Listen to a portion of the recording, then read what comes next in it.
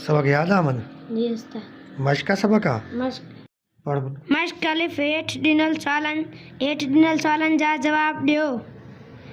अलिफ हिकु वताए फ़क़ीर जे पहिरीं ॻाल्हि छा बाबति आहे, तंहिं में तव्हांजो छा? ॿ वताए फ़क़ीर जे ॿी ॻाल्हि जो कहिड़ो मतिलबु आहे? मतिलबु त हे आ बाबा ॿी ॻाल्हि हे त हू पंहिंजी किनी आदत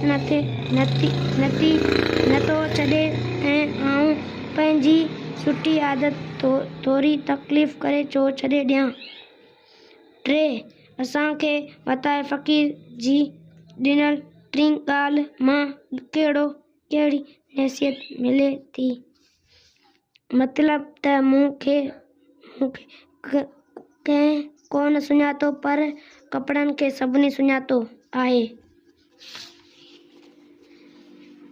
ॿ हेठि ॾिनल लफ़्ज़नि जी माना पढ़ो ऐं जुमिलनि में कमु आणियो। लफ़्ज़ कपो माना किनारो, कंदी, कपर, सूर, तकलीफ़, दर्द, ॾुख। लफ़्ज़ पोशाक माना लिबास, पहिरण कपड़ा, रोब, दबदबो, दहशत। दाल हेठि ॾिनल परोलिन खे पढ़ो, सम्झो ऐं यादि करियो। अलिफ हिकु पाण अंधी पर ॿियनि खे वाट ॾेखारे, जवाब लठ। 2 ॾींहं जो सुतो, राति जो जाॻियो, जवाब ॾियो।